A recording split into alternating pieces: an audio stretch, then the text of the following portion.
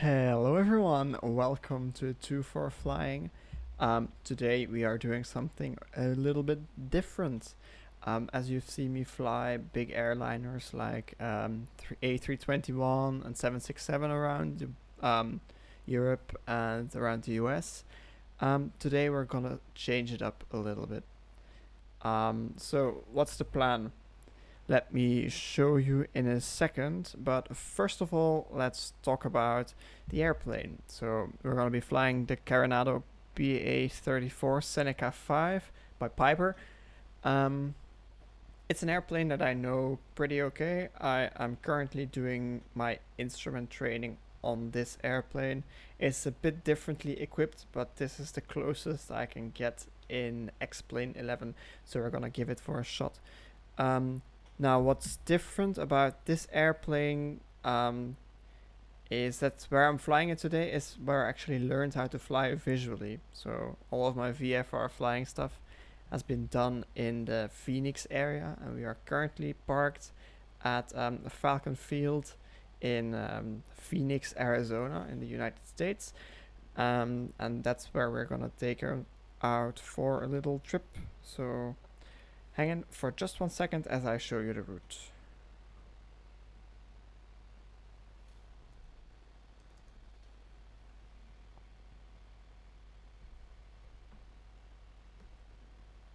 Alright, here we are in SkyVector today, so it's different. Usually I do my briefings in Navigraph, however I'm not going to be using that today. Since we are flying VFR, I need a VFR chart, and SkyVector is this useful online web tool where you can get a VFR chart out for most of the world. I think it's the US only that you have these detailed VFR charts, but we're gonna use it today. So we're starting off here in Falcon Field. As you can see, it's on the east side of the Phoenix area. We're going to be taking off, flying underneath the Phoenix class Bravo all the way up to this waypoint called Florence Junction. We're going to go into the mountains towards Superior, turn into this valley all the way over to Gurney, Winkleman, and then visit the Coolidge Dam. Head over to San Carlos, fly over this airport, fly over Globe, and trek towards Lake Roosevelt. Now we're going to fly over the Roosevelt Dam, follow the river down its valley, and then transition over to Fountain Hills and turn back to Falcon Field. So once that's done, I don't know if we're gonna be doing any more after. It depends on how long this flight takes, but that's the plan at least. So the current weather in Phoenix isn't good enough to do an actual VFR flight. So I'm using just regular VFR weather, nothing special. Then we can definitely look outside. So no weather briefing is required. So with our briefing done, let's get into the airplane and get it started up.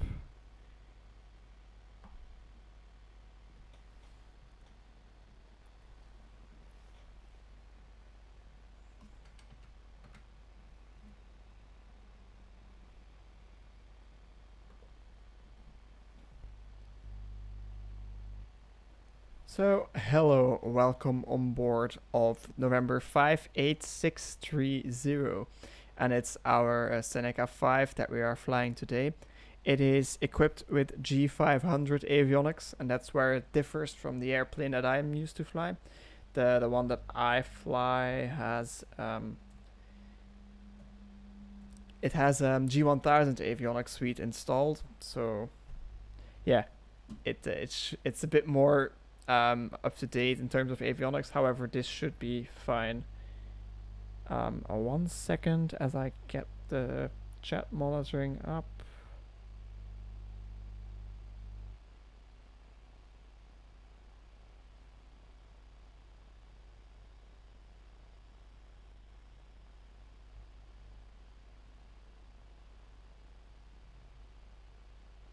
Alright, there it is. Now I can see and be sure, once that camera gets me back in focus, now I can check if anyone's in there.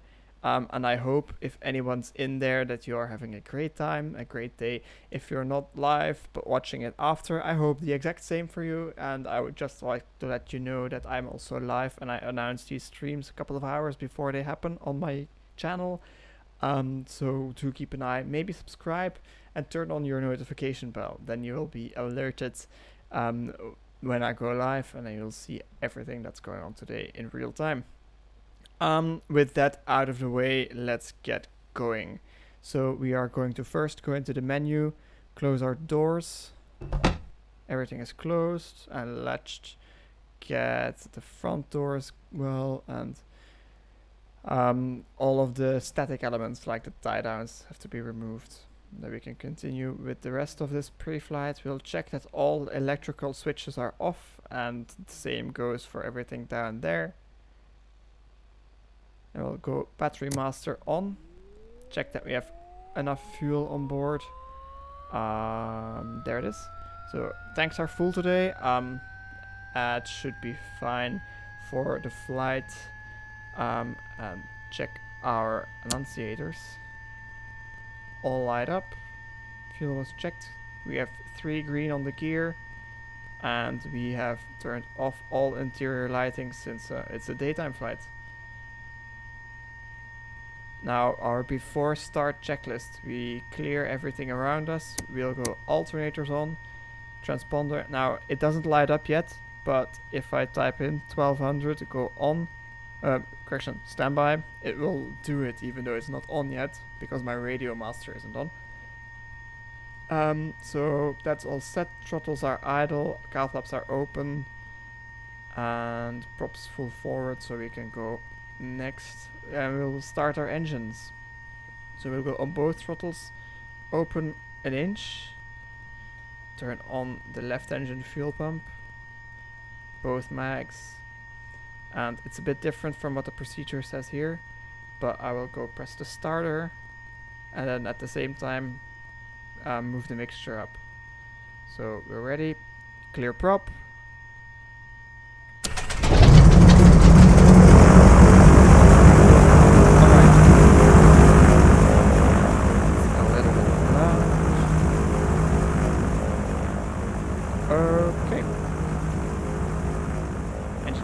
And we can check that the instruments are fine, switch off that pump, and go to about 1000 RPM up there on my RPM gauge.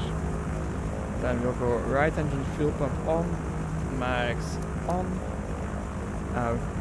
Whilst looking, the air engine is clear. I should have my fin strobe on now. Nav light as well. Okay, and then we will start the engine. There it is. Get about 1000 RPM. And we can switch off the fuel pump. The checklist wants to go idle, but we don't do this. And engine instruments are all checked. Alright. So we'll make sure that we are both above 1000 to not discharge the battery. Altimeters, we'll set them to 902, just standard.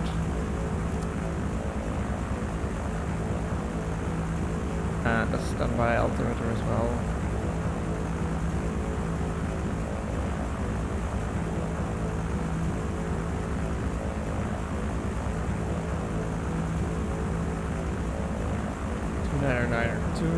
Set, and that altitude reading makes sense for the ramp here in Falkenfield.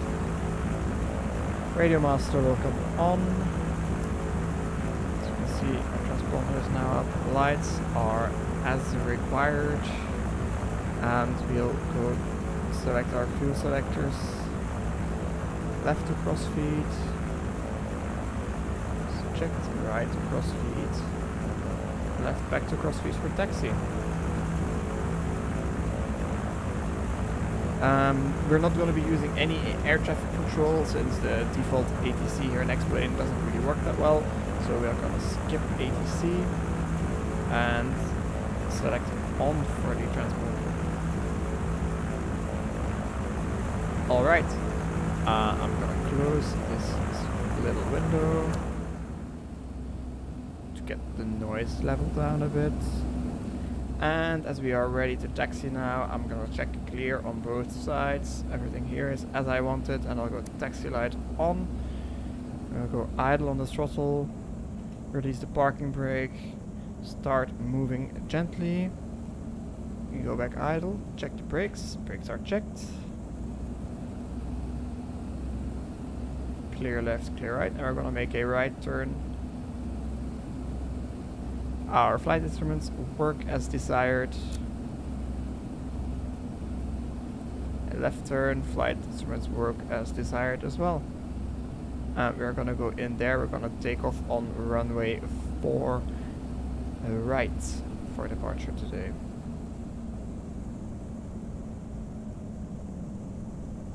We are clear on both sides.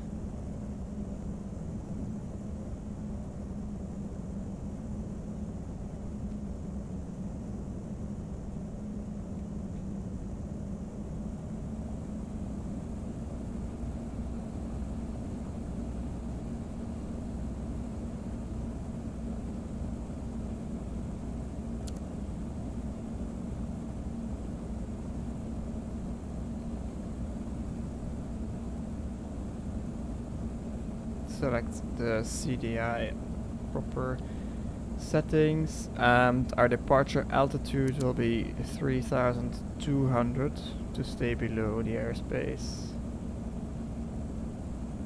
3,200, there we go.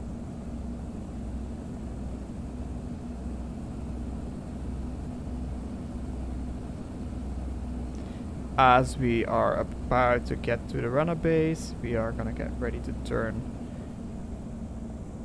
and perform our run up in one of these bays.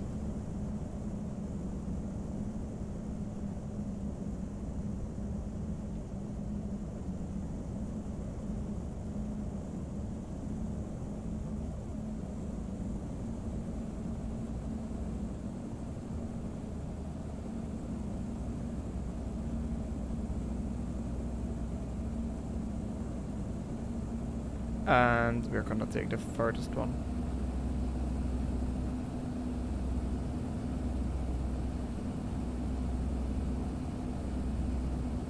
All right.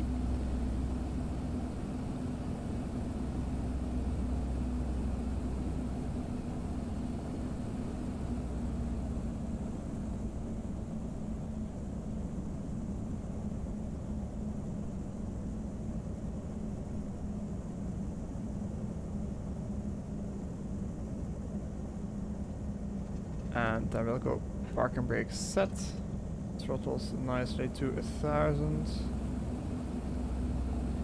Alright, let's go fuel selectors to on.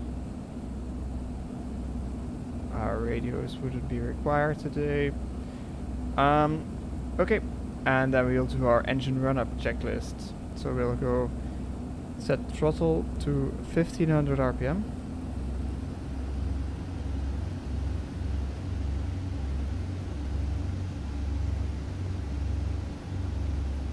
Alright, both at about 1500, and then we'll go check our propellers and we'll do a feather check. So I'll go move the prop lever all the way to feather. Oh, all the way to feather. That's not working. Get better here. Okay, set, and then all the way to feather, all the way forward. Check that it doesn't lose more than 500 RPM, which it did. But let's try this again. Okay, it's about 500, and then let's do again on the right engine. Also about 500, so that's fine. Then we'll go power to 2,300 RPM. There's 2,000, 2,200, 2,300. Check that our parking brake is holding. That's set, and then we'll go check our props, and first of all we'll reduce it to about there, and then we watch for a manifold pressure change here. There's an increase in the manifold pressure. Then I'll watch for a oil pressure decrease on both, and then we will look outside to see if there's no oil splattering about, any damage, if they're actually working. This way we check that our prop levers actually work properly. Okay, that's fine, and then we will go select Alt Air on 1, on 2, back up on both, and then no significant changes between the two. Okay, and then we'll go set 2000 RPM on both engines here. Try to get this one as exact as possible because we're gonna do a mag check. So we'll go left engine, left magneto off, a drop of about 100. Then right mag, same, right engine, left mag, drop of 100, right mag, the same, so checked, and we will go engines both to idle.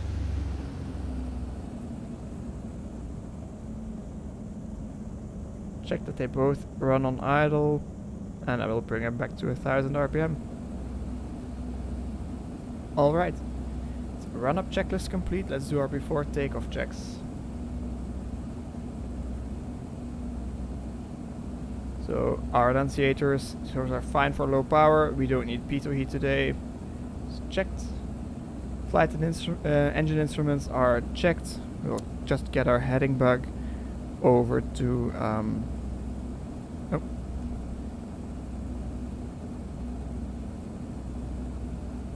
040. I don't know why it's not moving. But we will set it up regardless. Okay, set.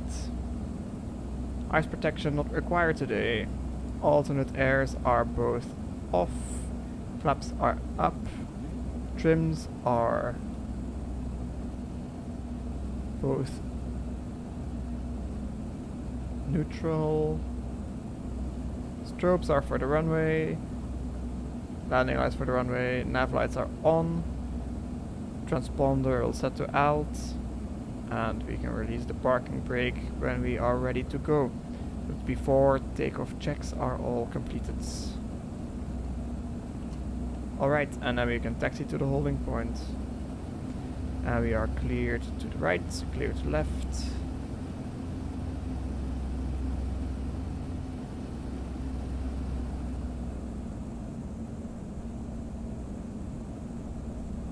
So for flight controls today, I am using the Thrustmaster TCA side stick and throttle quadrant.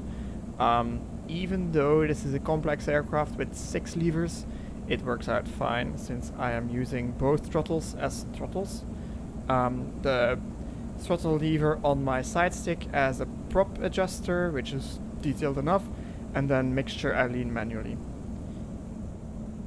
I prefer this over my side tech throttle quadrant because even though it has 3 axes, they're less detailed and it's really difficult to fly when they're not really precise. Okay, we are ready to go depart, so let's say we're clear for takeoff. We'll go strobes on, landing lights on, enter the runway, we have our fuel pumps on.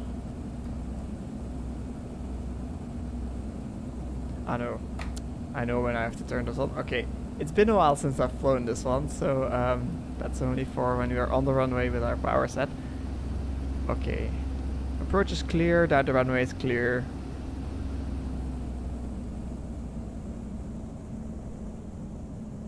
Line it up.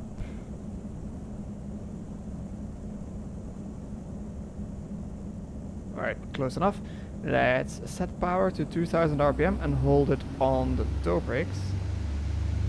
There's 2000 on both.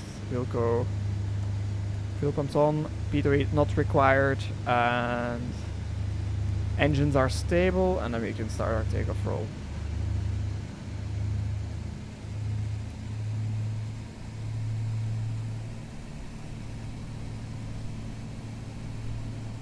Power is set, airspeed is alive, and engine instruments are checked. It's 81 rotate. Positive rate below 107, gear up.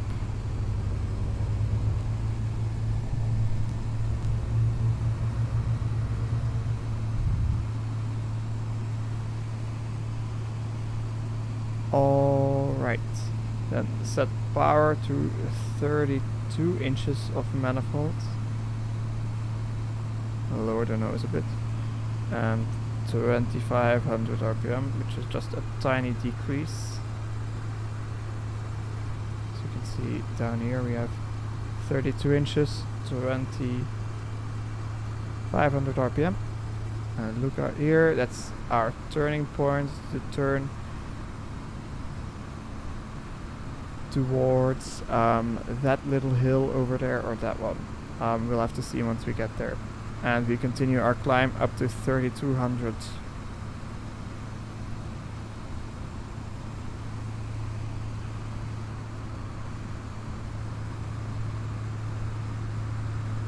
And we'll do our after takeoff checklist, which is lights off, light off.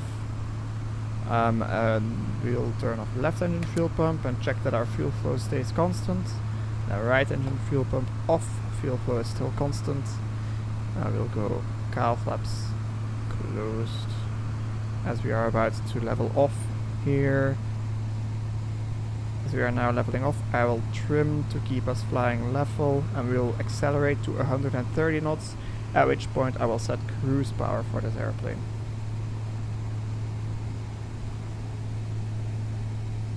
And just have to get my bearings a bit, take a look.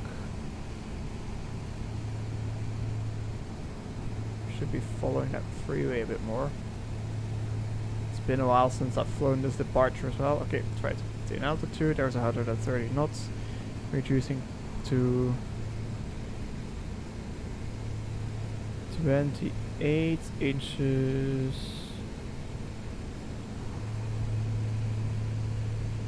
It's hard to see flying when you're not looking outside. Okay, 28 inches and 2200 RPM.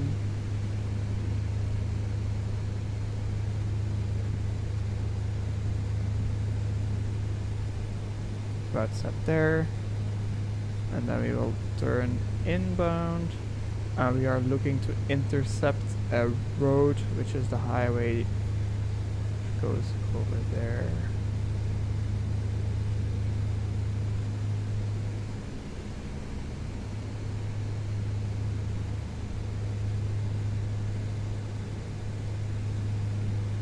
All right.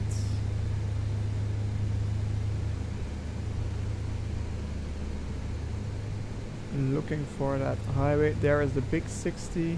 There it is. That's where we're going. Alright, and now I can start leaning the mixture until we get a turbine inlet temperature of 1650 there.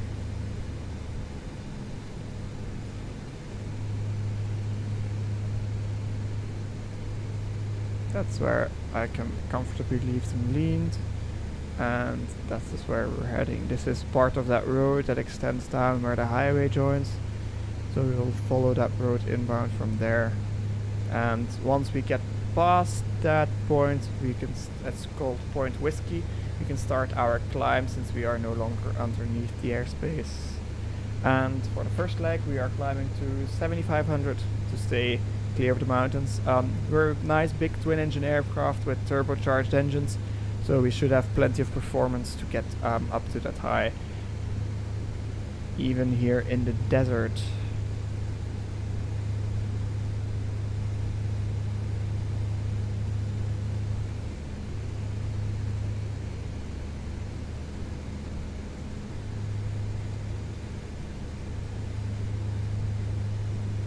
Alright, intercepting to turn over there.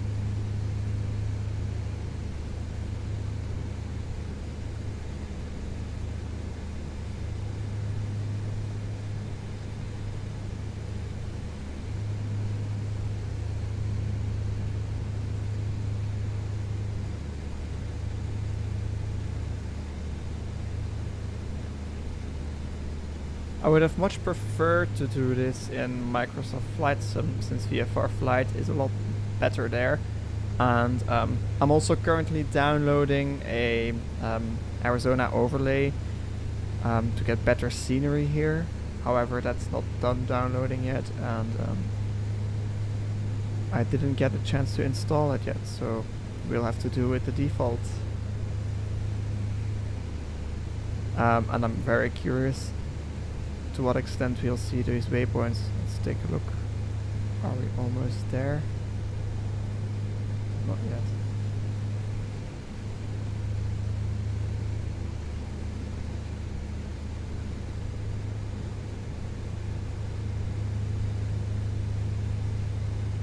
These big engines and these low wings, it's hard to see if you're above something.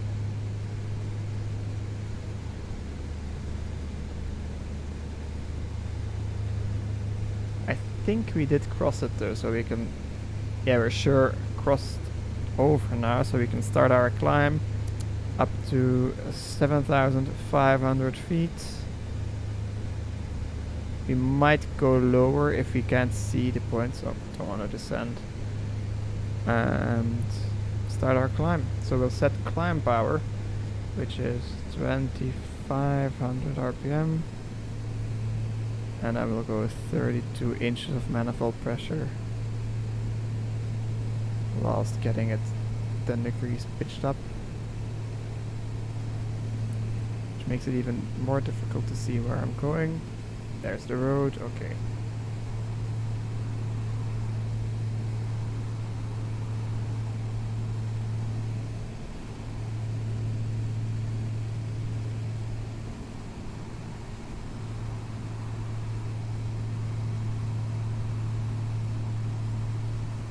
Alright.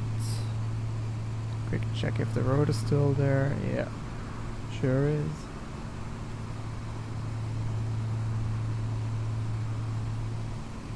As we're getting close to our cruise climb speed now, this is where we lower the nose to about 7.5 degrees on the attitude indicator.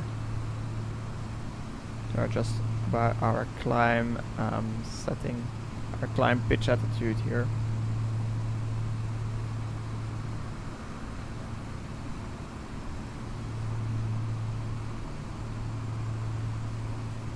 Alright. Since the transition altitude here in the US is 18,000 feet, we don't have to worry about setting any altimeter settings. That as well, we have just 29092 as our local altimeter today. So nothing to worry about in that department. Alright.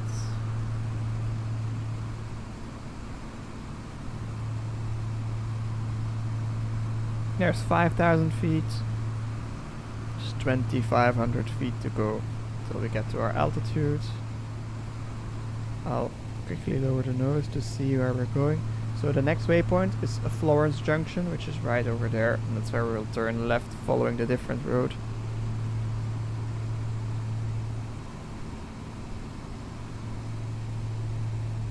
That leg will be about 12 miles long from the Florence Junction all the way up to the town of Superior.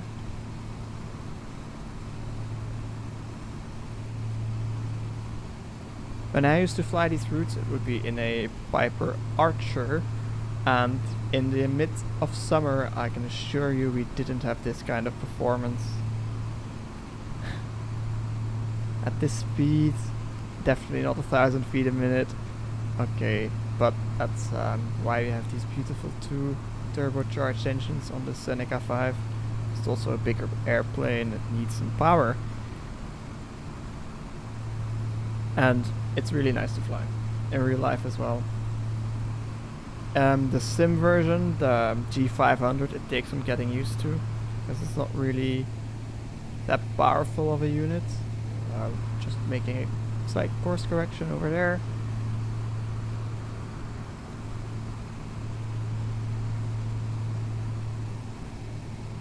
Yeah, you can't really do anything on here. You have to set everything up in these small units. Which means it gets a bit difficult compared to a normal, yeah, what I consider normal, but it's definitely not the G1000 setup where everything is integrated. Yeah, 2 big displays. In the Seneca, 3 big displays that you get all of your data on. It's really nice. Coming up on 6,500, there's 1,000 to go. 2992 is set.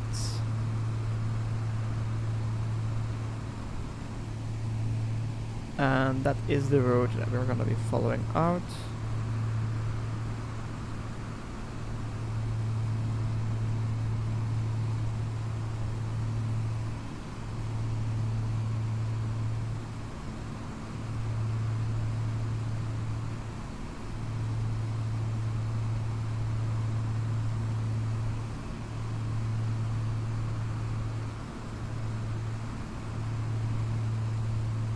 So I'm gonna start my turn, get the airplane nicely in there.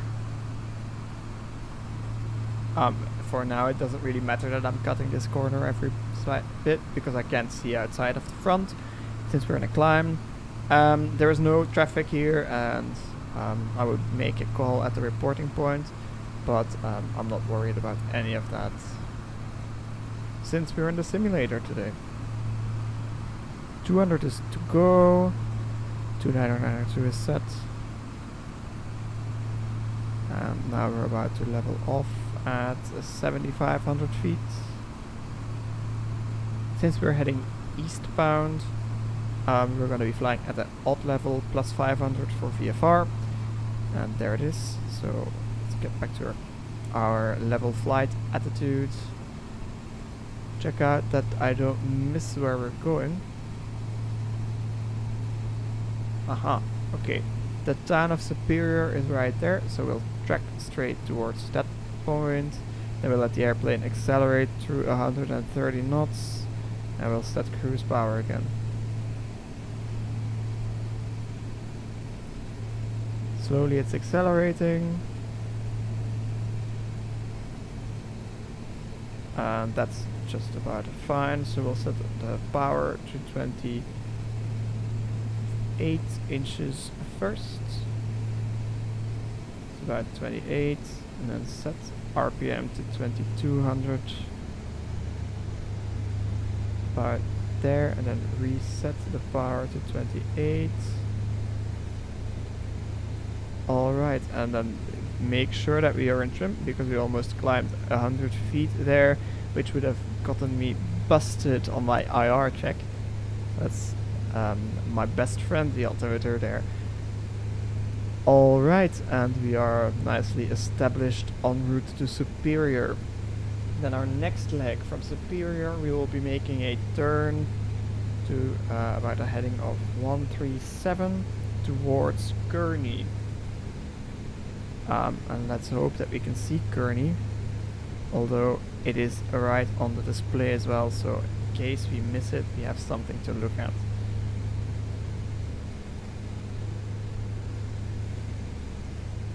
When I was flying here in real life, these mountains sure did look a lot more impressive than what they do like now. Might be because we didn't fly this high all the time, if I remember right.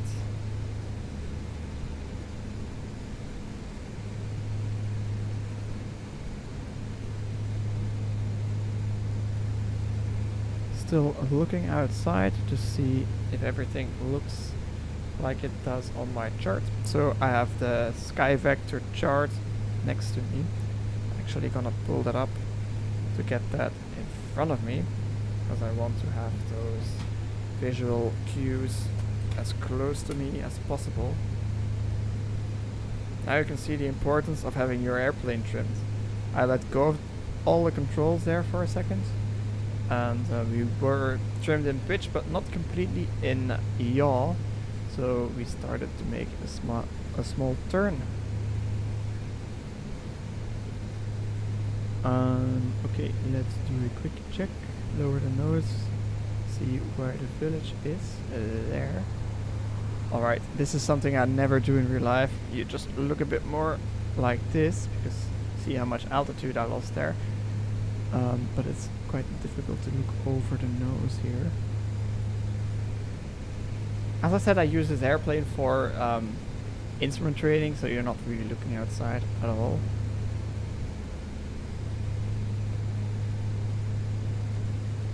It will be a right turn to about 137. Once we get over here.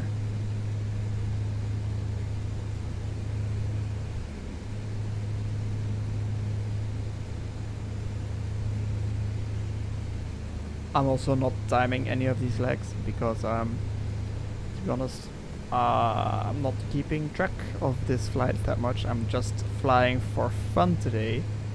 So my GPS says that we are above the waypoint now. Yeah, there's the village. So once we get above, I'll make that right turn towards a heading of 137.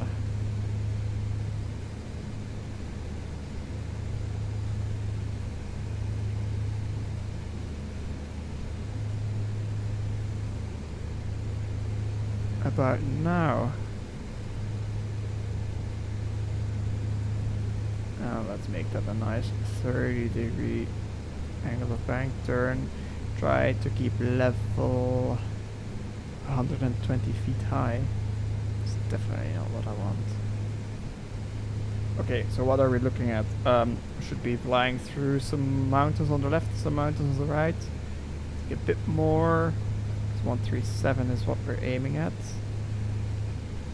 And then we look, and then we can see with our flight simulator laser vision, we can see a airport right in front of us.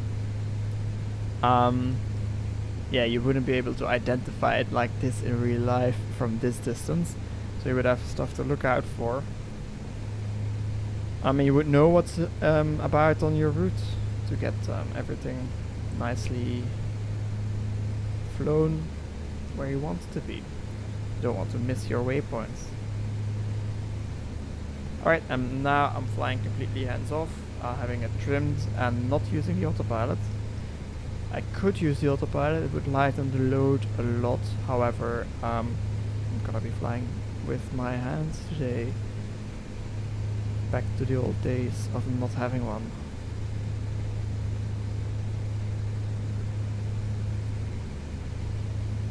Continuing to track inbound to Gurney. And after Gurney we'll make a slight left to Winkelman, and I think it's about there. There are some tailing ponds from the mines, which are those, next to the village, the town that we're going to.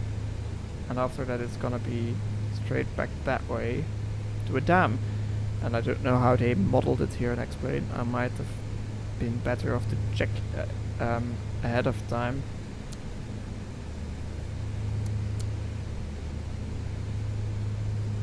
Okay, so I don't know why my heading bug isn't moving.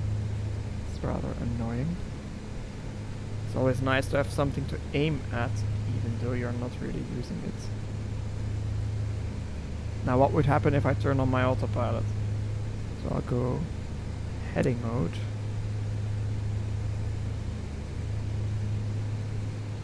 And we're on autopilot now. So it's not really, if I now change my heading, will it also change? Yeah. So it's just the indication on the screen that's broken. It's actually not trying to turn anywhere. But that being said, I don't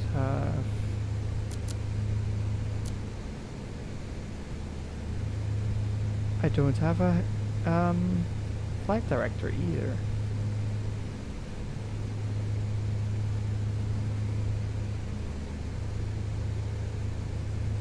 Do I get one now?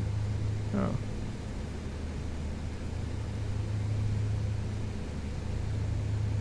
Strange. Huh. Alright.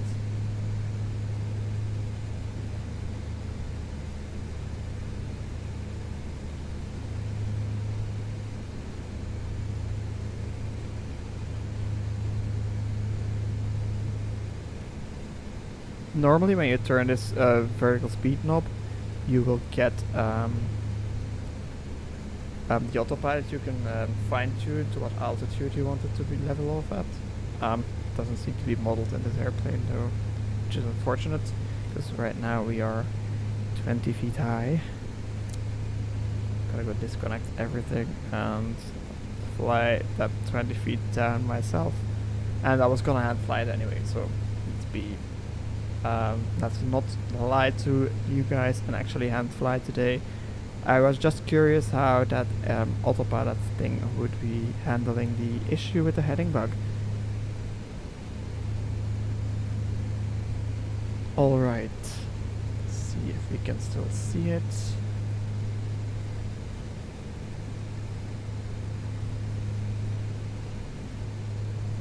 That's Winkleman, if I'm not mistaken. So it would be a lot more obvious if you had that beautiful scenery installed. However, we do not.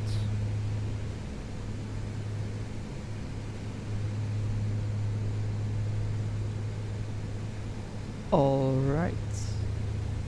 Keeping a good lookout going.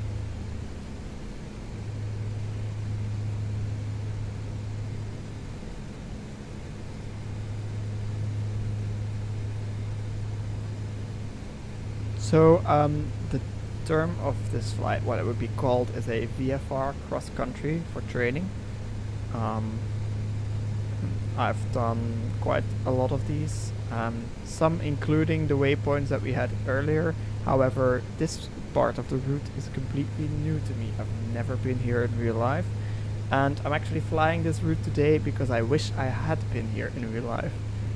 With all the mountains, it must have looked really nice. Alright, we can see some water over there. I think that's part of the dam that we're heading to. It's always good to keep looking ahead and see where you want to be going next to have proper situational awareness, since that's very important. If we have to believe our display here, we should be almost right overhead. So let me go give it a quick look. Yeah, there it is. And it looks like it didn't maintain altitude that nicely. Let's get it back down and start our turn to heading 104, which is a left turn to Winkleman, which I think is this. It's gonna be 8 miles. It's the town with the sailing ponds.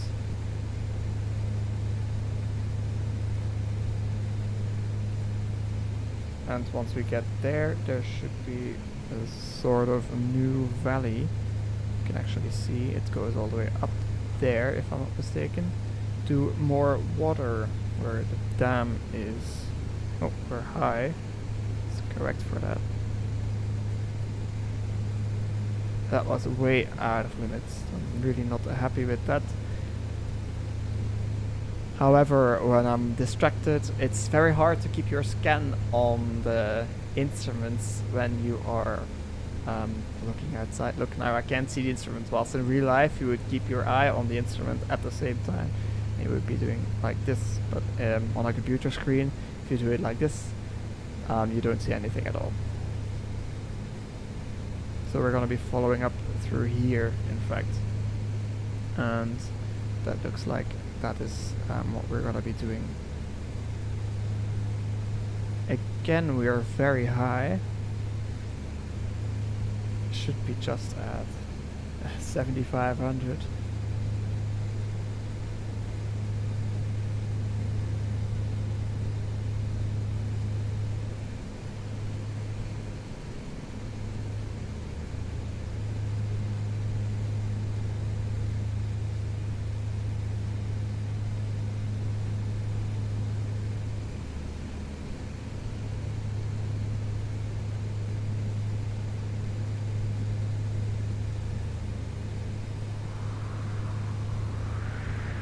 Alright, that looks like that's about the town of Winkleman.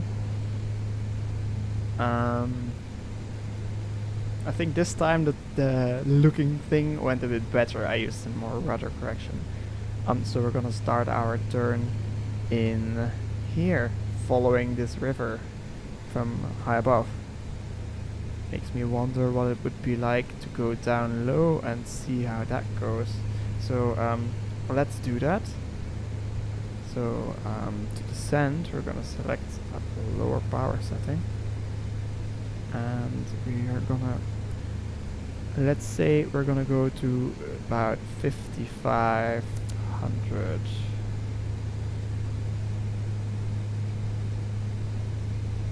See if we still have terrain clearance. We should be fine. However, the mountains on the side should get pretty close by then.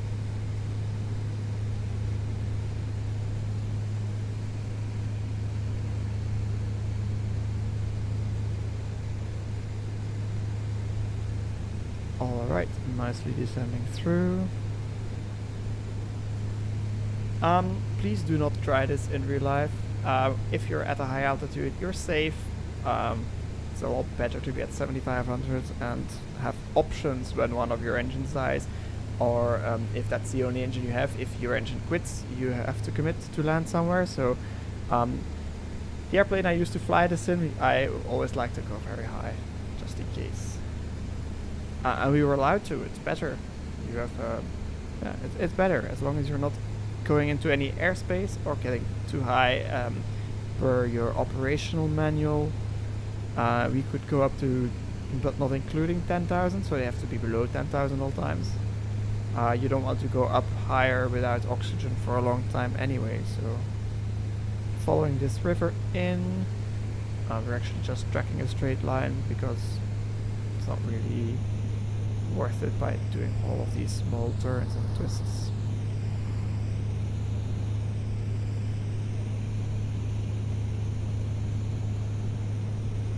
There is the lake formed by the Coolidge Dam, which is the dam that we're going through now.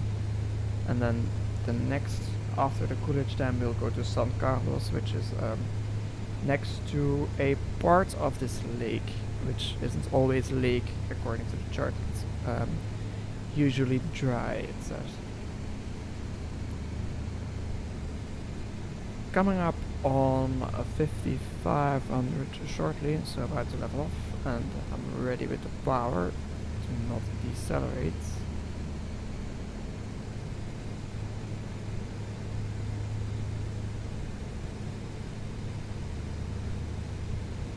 There we are, leveling off. This altitude is still safe enough, but we are getting closer to this terrain.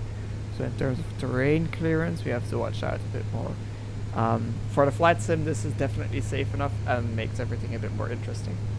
Might be able to see something on the ground even.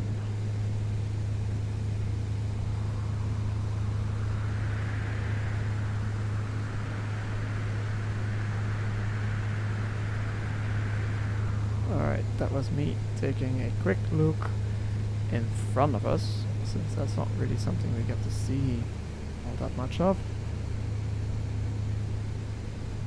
And we're going to be following this through there, being mindful of this terrain, which the chart shows is at 46 even. So we don't have the minimum clearance that we would want.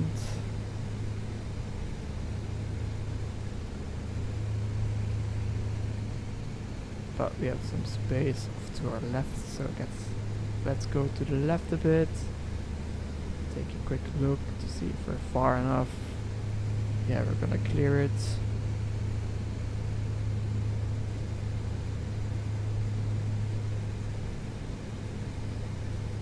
Alright, and then start turning in. Keeping a close eye on everything, and also our altimeter, that we are not actually descending, because that would be bad. Climbing is okay right now. Better too high than too low in this case. But I'd rather be precise and have no deviations at all. Of course.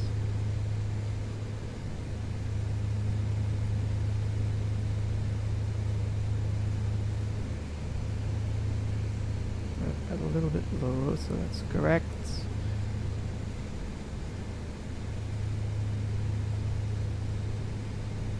At the Coolidge Dam, we're gonna go heading 010, which is a left turn for 11 miles.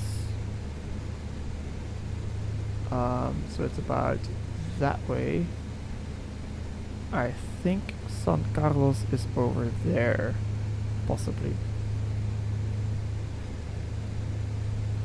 And after we get through there, it's gonna be another left turn, and then we're gonna have to change level to probably best if we go, yeah, we'll go 6500, because 4500 would get us really close to all the terrain, since the terrain gets a bit higher down there as well, as you can see. So we're gonna be safe and not do that.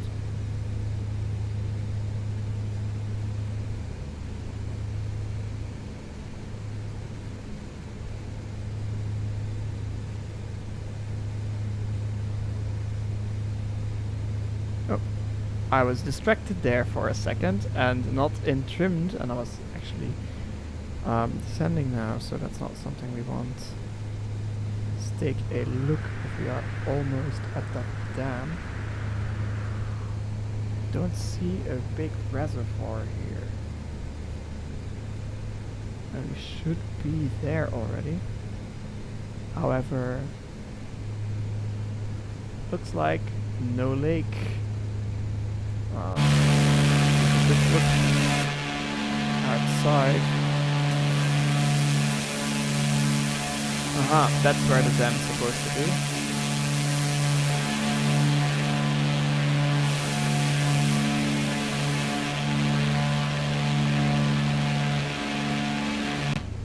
So on the chart, this shows clearly as a it clearly shows as a reservoir with a dam. However, it's not up here. See what my chart says.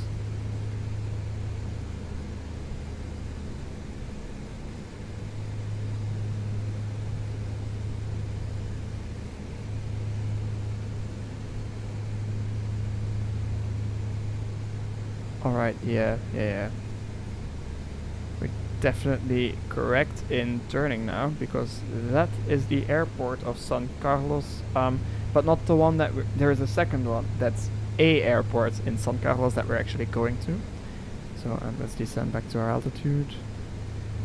I was expecting a bit more of a lake and a dam and something nice to see. I do know that Lake Roosevelt actually exists on the thing. So yeah, I hope that we finally get to see some water once we get there and be able to navigate properly. But I would also like to say a big warm welcome to everybody watching. We are currently doing a VFR flight around Falcon Field and through some mountains, so welcome aboard. And we are headed towards the village of San Carlos.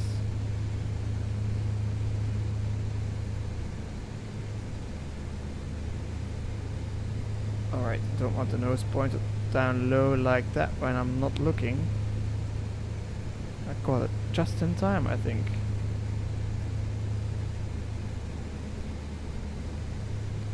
And we can start looking out for that airfield thing.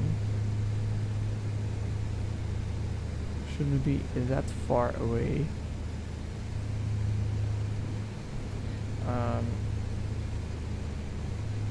And there should be a kind of a valley like this, yeah. So we're following this next on our way to PA-34, which is the San Carlos Apache Airport. It's an actual airport. The other thing that's here is more of a closed airport thingy. But it still shows on my navigation here to be an airport. So we'll go up to when we get that, because I don't see anything outside that we can use as a visual clue. Okay.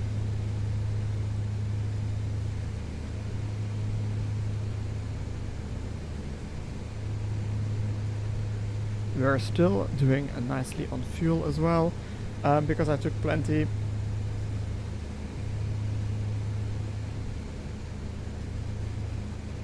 Alright. And our mixtures are still lean to peak.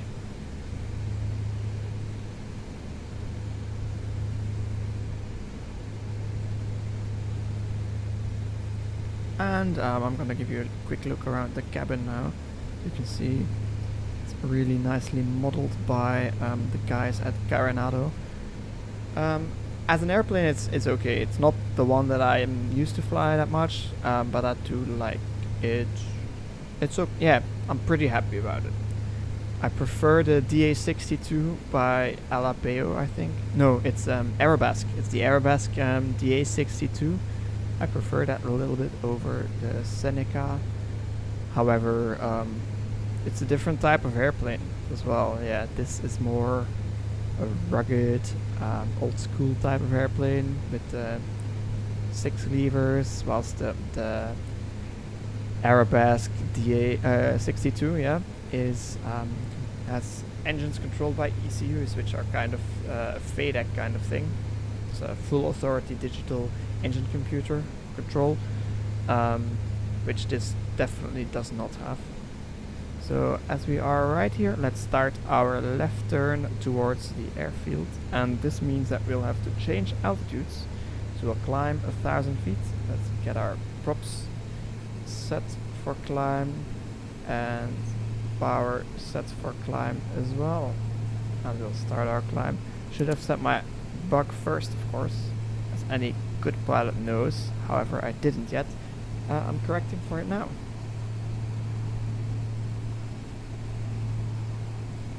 Instead of talking to you guys all the time, I should be focused on flying the airplane. And then we might be able to see where we are going. So it's a heading 261, which is about here. We should be seeing a airport off our nose in 11 nautical miles. To be honest, I don't see anything. Aha! That looks like an airport. So let's correct our heading to actually fly to that airport, that we don't deviate any further. I think we flew a bit too far on our previous leg there.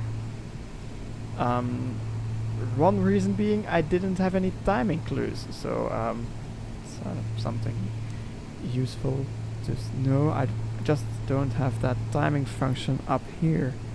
We normally have a timer in the... Let's get the topo back on. A timer in the G1000, and I would use that, and I don't have my watch here, which means that I don't really have any way of timing this efficiently.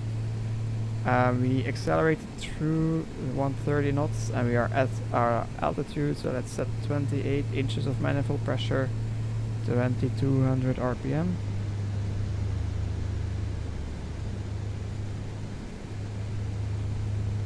We're slightly warm on this engine. I just have to watch out for that. If we reset, if it still is the same, it's still fine. Okay. And I need to retrim, of course.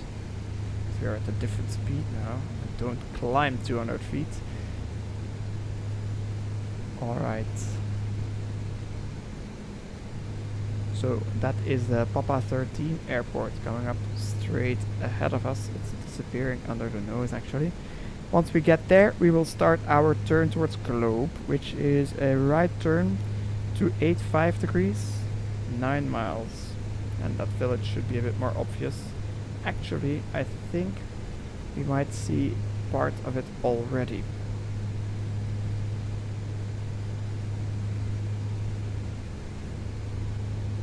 I've been to these villages like Globe, and Miami is also there. Not Miami, Florida, it's Miami, Arizona. Tiny village. It's a mining town, so they have big mines up in these hills here, where they mine minerals. I think maybe copper. I don't know what they mine exactly. I'm not a miner. I'm a student pilot, so just trying to make some conversation. And saying that, I have lost sight of the airfield, so I'm gonna make a right turn and see if we can see it pass under our left side. Keep our altitude. Oh, there it was. We can use our descent to actually try to get it back inside.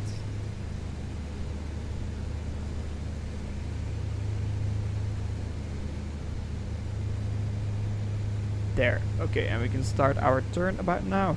So heading of 285 degrees is what we want. So about there.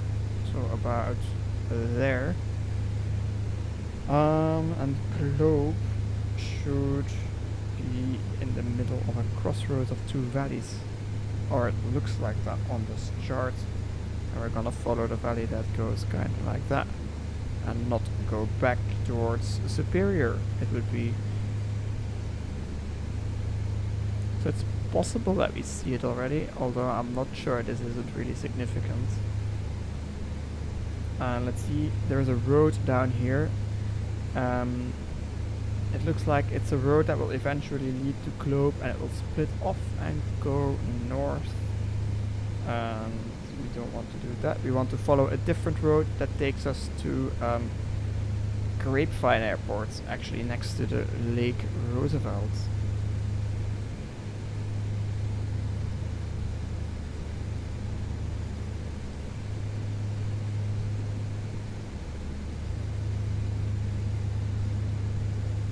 Let's continue to keep looking if we can spot the village.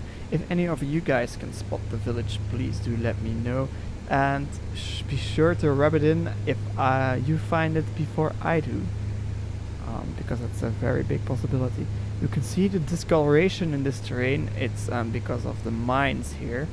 I think that the graphics engine has calculated that there are a lot of mines and it's very discolored. They're very high again. However, since we're not IFR, it doesn't really matter that much that we're high. I just want to fly precisely, that's the entire point, and we want to stick to our altitude. Also, if you're behaving unexpectedly, it's difficult for other aircraft to know what you're doing. Let's take a quick look. Is there a GPS waypoint in Globe? No, I don't think so. So this is not Globe yet, or is it? Is there any tailing ponds near Globe? I don't see any on the chart, so these I have no idea what they are. Let's see. This is Grapevine, so that's Lake Roosevelt. I know that we'll have to go kind of that way then. Alright. See if we can cheat using our chart here. So we're gonna fly like this. But I think it's about there that we have to be. We're not quite there yet.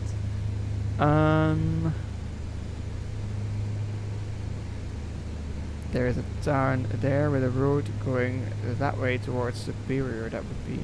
So if we can see a road going this way, through there maybe.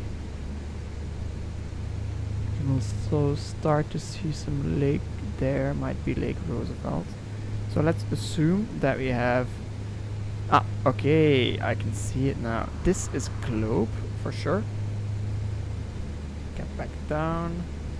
So we're gonna start following this road that goes down here. There we can see it. We can maintain this altitude. And yeah, we can go either directly like this, or we can follow the valley around, which we are going to do.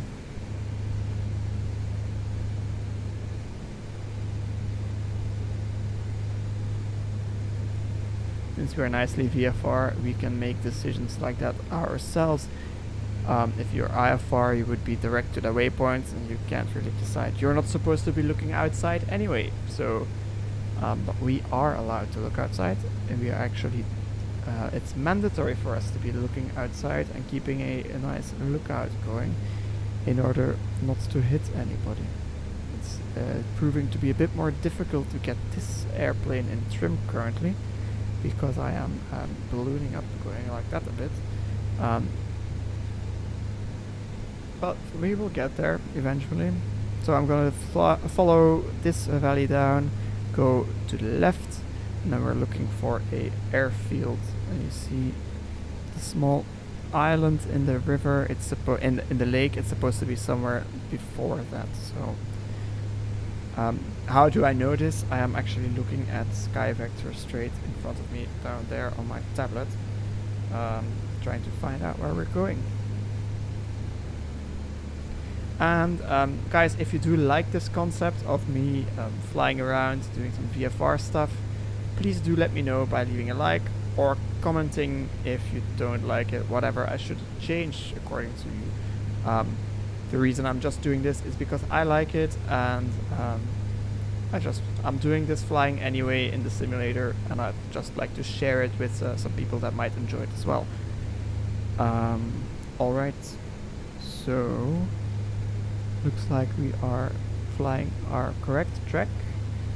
Still not on our altitude. This is really something that I'm gonna have to work on in this airplane. It's not being helped. Yeah, it's because I'm hand flying it using a stick, which is not really that precise, and then having trim, which is not really that precise. It's all a lot easier when you use your hands on physical controls in the real airplane. But of course that's an easy thing to say when I'm not really in the airplane.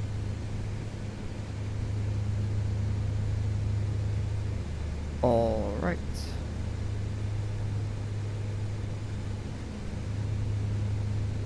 And we can take a quick peek on our display as well. You can see that this is the airport that we're going to. And once we get around this corner, we should start looking for that. And once we get to the airfield, the next waypoint is gonna be the Hoover Dam, not the Hoover Dam, the Roosevelt Dam. Let's take a quick look if we can already see the inlet. I think it's about there or there. We'll see once we get closer. And that is actually the dam where the lake is being held up. And we'll follow the canyons down until we reach the end, and then we will trek towards Fountain Hills, and then we will do a fountain arrival into Falcon Field, which makes sense to me since I've done those before in real life. However, I will show them to you once I get there. And as always, don't take this as educational content. I'm just having some fun. This is purely simulation. If you really do want to know how to get into Falcon Field, you'll have to read the procedures yourself and study those, because it's very important that you get them right, since it can be a very busy airport. Looks like my altitude holding is doing a bit better now, and we should be turning left pretty soon to find that airfield. I am scanning on the ground to see if we can find anything that looks like an airport or airfield. However, I didn't see anything yet. So we'll continue our turn as we turn towards the lake. The airfield is indicated on here, and the runway, according to the thing, is gonna be,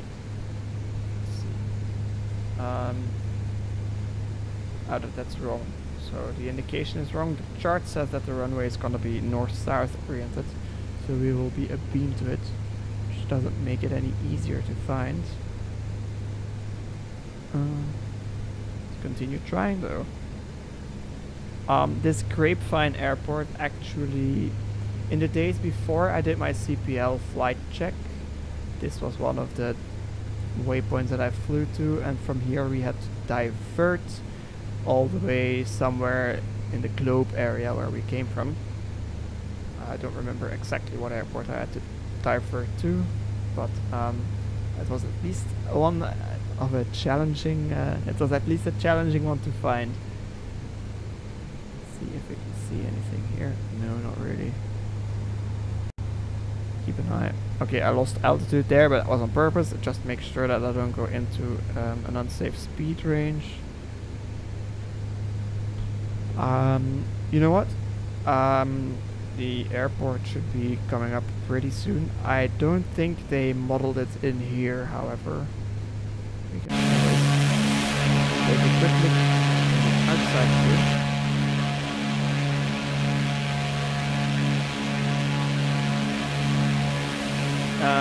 Doesn't look like you can see any airfields here.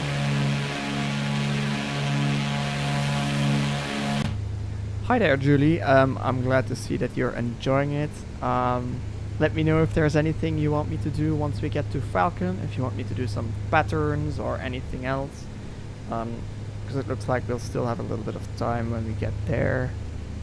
But without any further ado, let's try to find this airport still.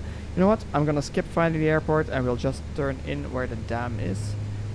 Since that's more important that we actually know where we're going next, and since we are still going the same way, should be doable. So the dam is going to be this inlet here, I think. Yeah, it's where the island is there. It's gonna be opposite to that, so it's gonna be right there, and we're gonna fly down that way. There's this road there, it's called the Apache Trail. Right now I think it's closed because of heavy flooding that happened there. However, when it was still open and when I was still there, I did drive down there, and it's a fun little adventure to try to drive because it's unpaved and yeah, quite steep turns and steep cliffs if you miss the road, and cows on the road. So I was driving and suddenly there was a couple of cows on the road, in the middle of the road. They didn't want to go out of the way, and I had to wait and let the cows do whatever they wanted.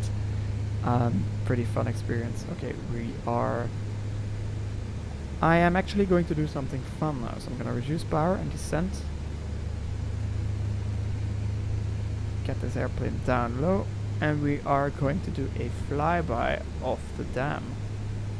So I also want to make sure that we are props fully forward, that I can get power in if I need to really quickly. And we also want to slow down a bit, so getting power down quite a lot, so that we don't actually go too fast and we still have some control. So I'm gonna go out a little wider. I'm gonna go down low, very visual this, so we're gonna see how low we can get. Fly over the dam, and then I don't think the dam is actually modeled. No, there is no dam, so we're gonna fly through the canyon and fly out there and then climb back up.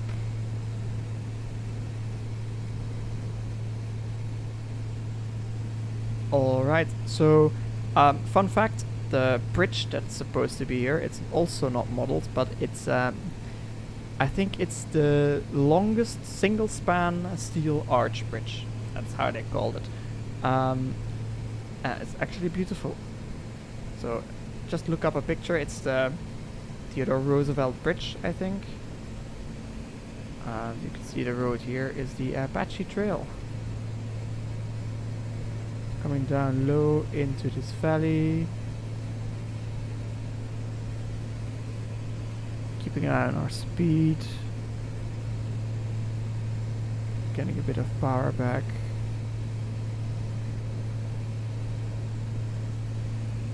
Very, very, very illegal and unsafe to do in real life. Maybe not that illegal. I'm not sure 100%. I would just never do it in real life. But I think it's illegal that you're too low. You don't have the clearance. Alright, and get power back up to 32 for a climb. And back out of here.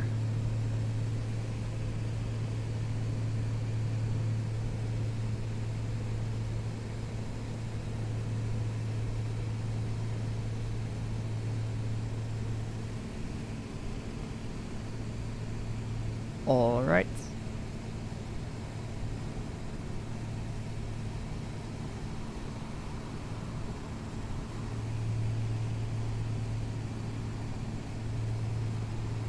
And get it back into a nice climb attitude. get this airplane back up to altitude as we fly back up to 6,500, and we trek towards, we follow the canyon and then make a right turn to trek towards Fountain Hills once we get out of this area.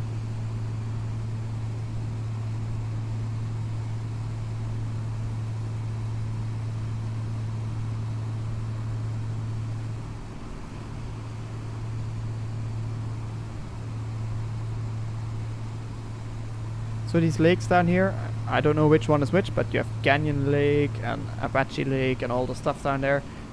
They are recreational areas, so summer, if you're ever in Arizona and need a cool down, you could go there and yeah, enjoy the water.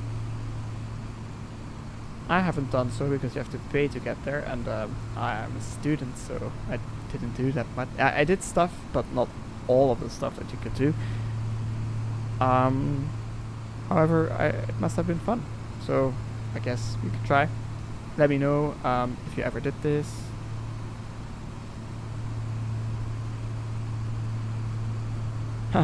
So Julie wanted to ask if I am actually flying too low.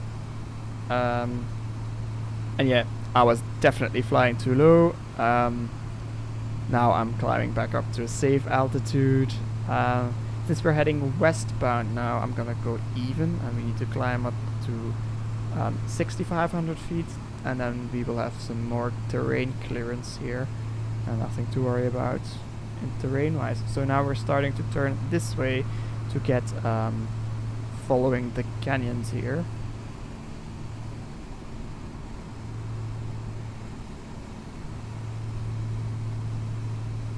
Also, the Seneca 5 really isn't built to do any low passes anywhere.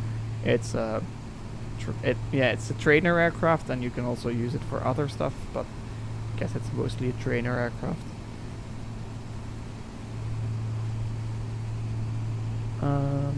Let's see if we can see some landmarks. Not yet. We are not that close yet. So let's look. We can see Kiwa there. That's Mesa Gateway Airport. That's already in the Phoenix area. So this, you can see that the green area on our display is built up areas. And as we're following the canyon through, we will soon end up over there. But first we'll pass by Fountain Hills, of course, as I told you before. And then we will do a standard fountain arrival into Falcon Field. And I think we will be expecting a runway 4 left arrival, probably. Unless let's do that. Let's arrive on runway 4 left. The short runway, but it's what it would be normal if you're coming in from the north. So 1,000 feet to go.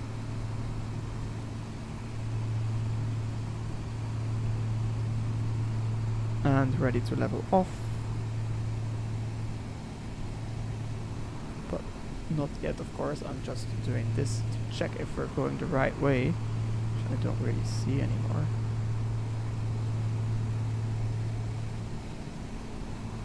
Alright.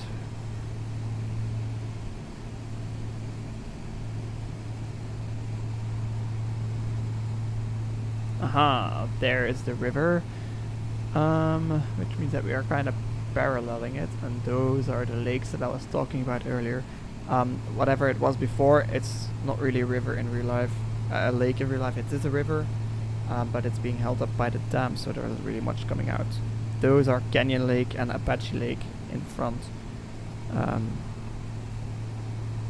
So we're headed that way, and now we will make a right and have to look for the Fountain Hills.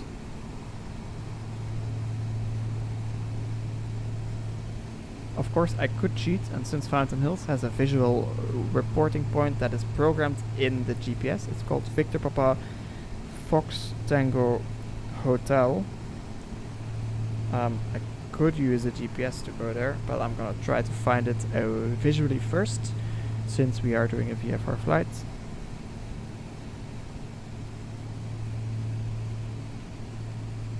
So all these mountains over there, part of the Superstition Mountains, and I've hiked up a couple of those. Yeah, I was really into hiking when I was here. I didn't dare to go up to the high peaks where you had to get a vehicle with off-road capabilities to get there. But I did try some of the more accessible ones.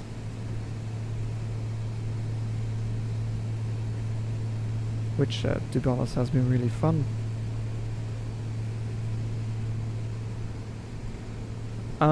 As I am looking now, I think this might be part of Fountain Hills. I'm not 100% sure, since we are not at the end of these canyons yet, and I don't know what heading to look at. But at the end of the canyons it should be about 261, so it's about there.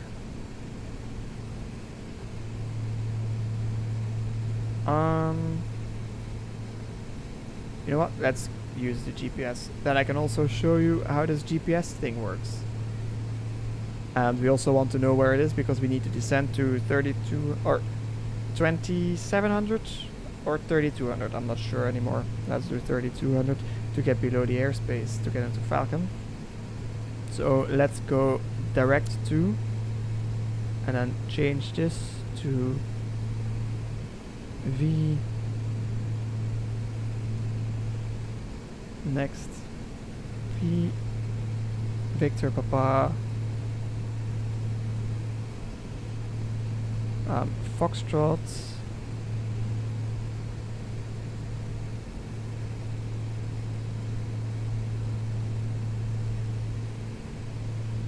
Tango,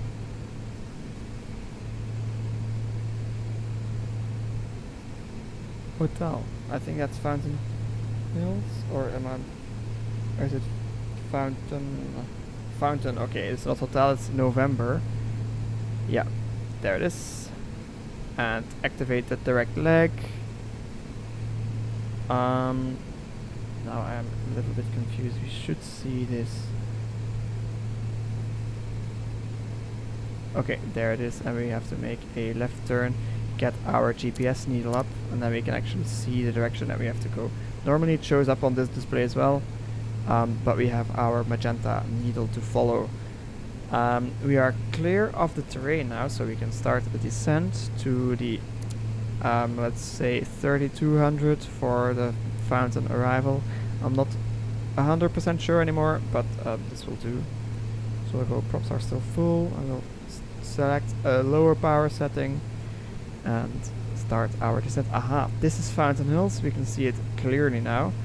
This lake, small lake here, has one of the largest fountains in the world, I think, which is not going to be modeled the next plane, unfortunately. But every 15 minutes, or every, I can't remember. It's either every 15 minutes or, I know it's every hour for 15 minutes, I think, that the fountain shoots. And whenever you're in the area, you can clearly see it. So we're now nicely descending.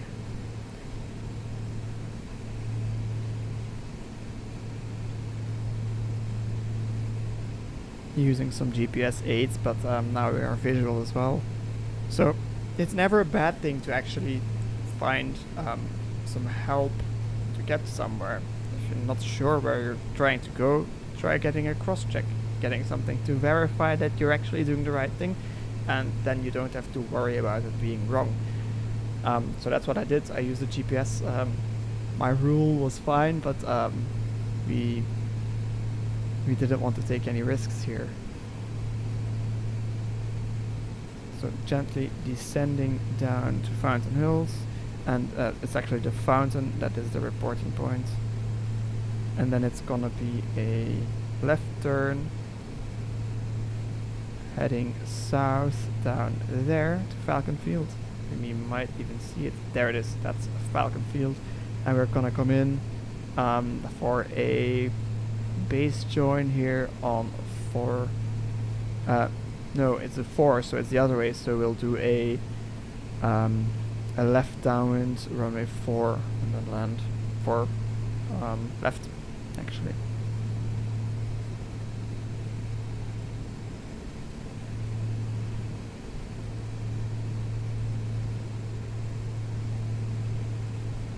So we are 4 miles away from Fountain Hills and still a bit high, so let's reduce some more power. Get this airplane descending a bit quicker.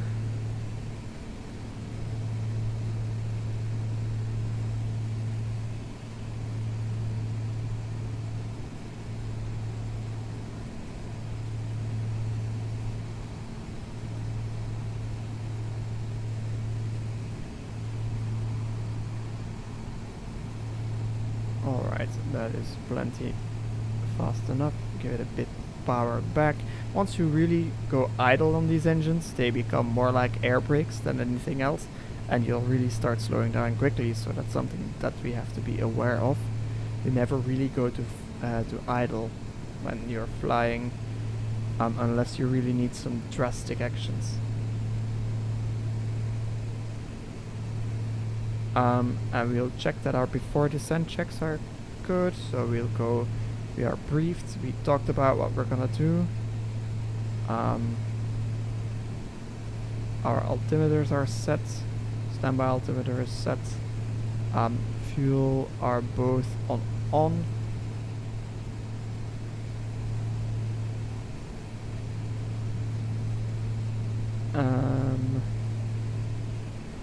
These are, okay, I see why we're not slowing down that well. We should be on 2200 RPM. Should have set that up. Okay, we are at Fountain Hills. We'll start turning direct to Falcon Field now. There it is. Oh, we are now slightly climbing, but we are approaching our altitude that we want to level off at pretty soon.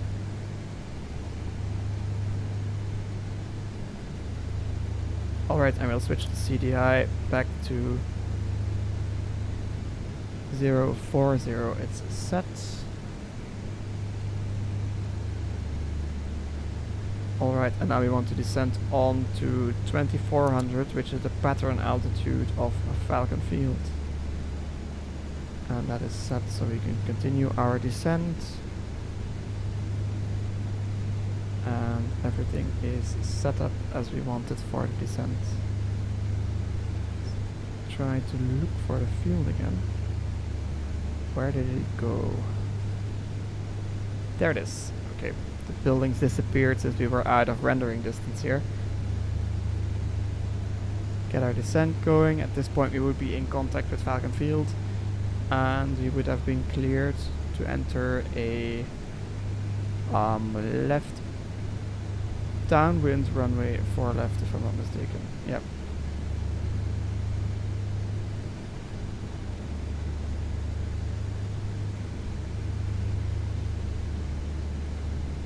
So at this point we would start slowing down to our hold configuration, but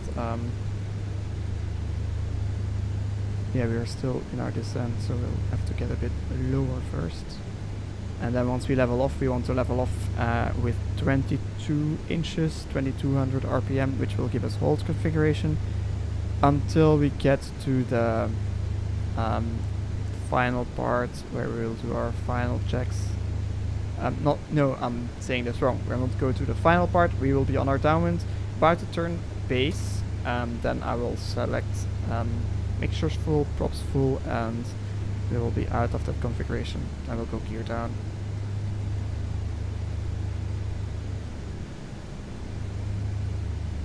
So we're going to intercept our downwind, because ATC told us like this. We're on about a 45, so this is also how you could intercept on a non-towered airfield, but Falcon Field normally is towered. Let's make sure that we get to our altitude before we get into the downwind.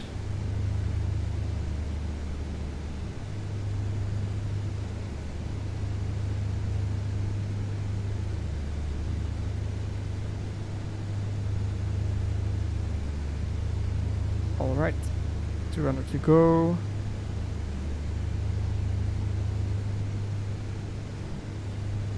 We're coming in pretty fast, so let's start slowing it down by leveling off and turning downwind.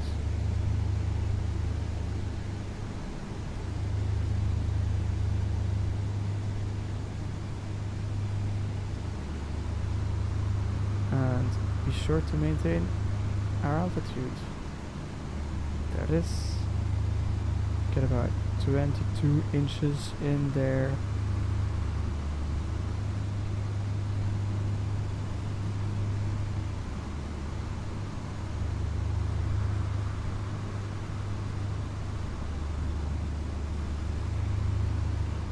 Alright.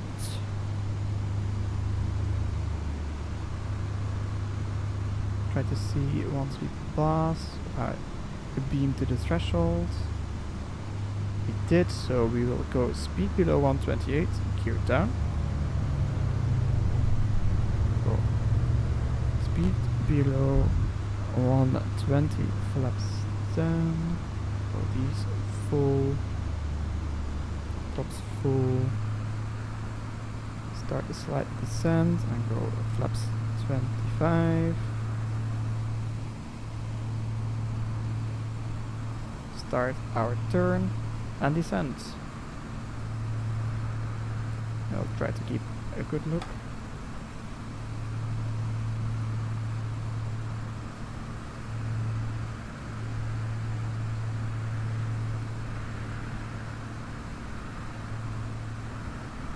There it is. We are very low, so give it power here. And turn in immediately. Okay, we're very, very low. Did descend quite a lot. But we are coming up on the glide. Slightly overshot that here, so we're on the glide now. Reduce power back. Get it in the side picture. Winds are pretty gusty.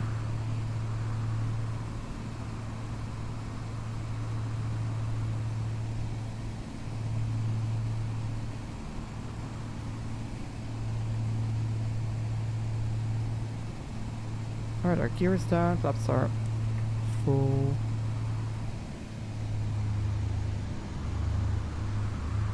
Oh, go around. Drag flap away. Below 107, gear up.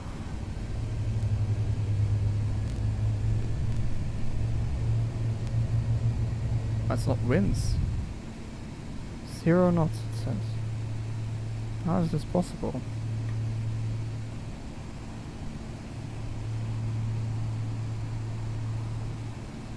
I don't know why it was this unstable. It's pretty bizarre.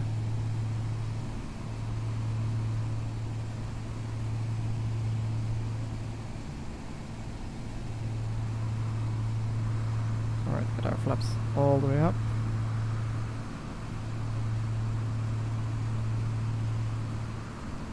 There it is, leveled off.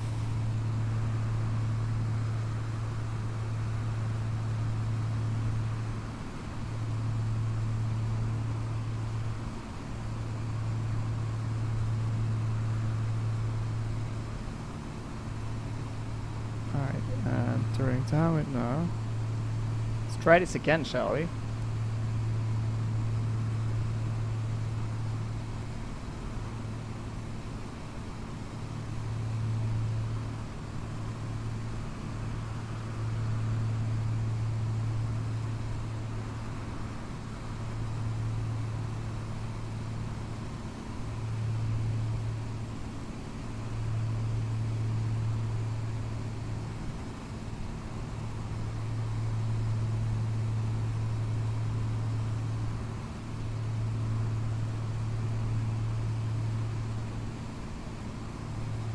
Alright, there's the approach end.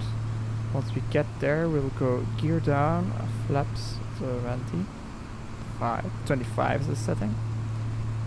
Alright, there's our approach end. We'll go speed below 128, gear down, speed below 140, flaps 10, below 120, flaps 25.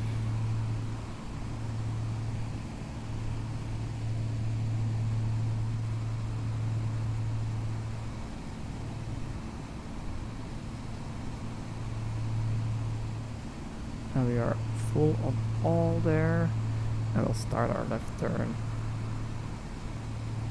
and a slight descent.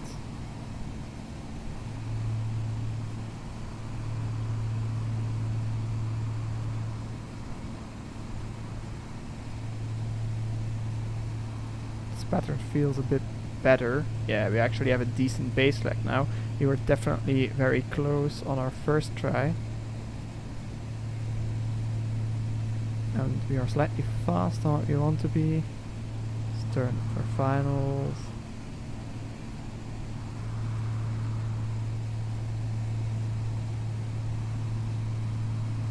Okay, we're high, so we want to get rid of some power.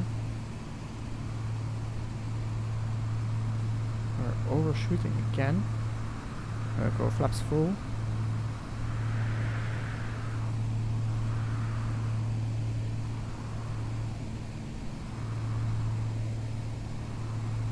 Still high.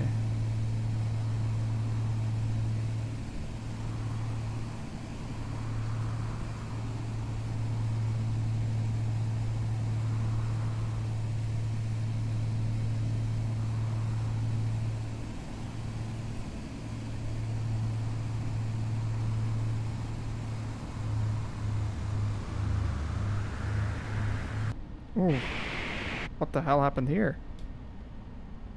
Alright. We fell out of the sky. There's a real big issue with this airplane apparently. So we crashed. Let's see. Let's take a look at what happened.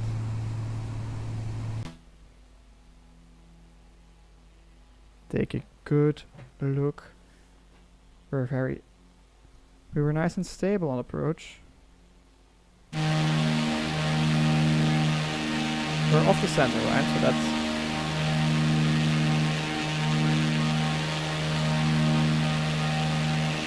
And I kept trying to get it down, but I had a lot of power in.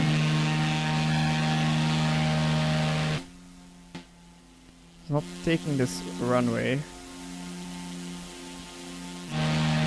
There it is. It started to drop down, and it dropped, and I gave it full power. And it just fell out of the sky. There must be something seriously wrong with this modeling. I would like to show you that I really applied full power here. I was going around and it just dropped and it didn't go. So beware, this stuff might happen. Okay, good thing that we debriefed it ever so slightly. I'm a bit shook about this. But yeah, I guess this stuff happens. That's why we're in the flight sim, and let's hope that it's better next time, but I don't know what to do right now. I was expecting to make a nice landing, have a shutdown, watch some replays. Let's watch this again, see what went wrong here.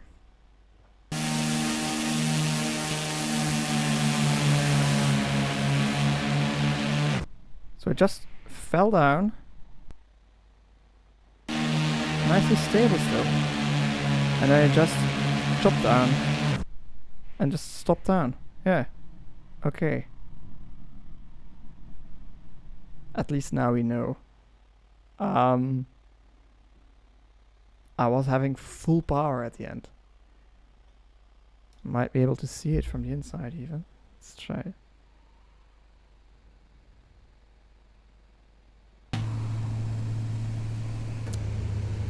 Oh, my bad.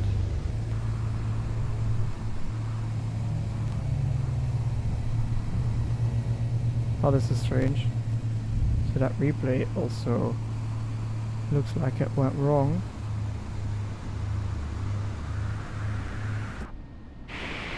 I was applying throttle there and it didn't really work. Okay. Anyway, this happened. I hope you guys still think I'm a credible pilot after this. I'm gonna try to redeem myself after for the next time. So yeah. Get rid of this really quickly. Yeah, I guess stuff like this happens occasionally. Well, I'd like to thank you all very much for watching, and I guess I'll see you next time.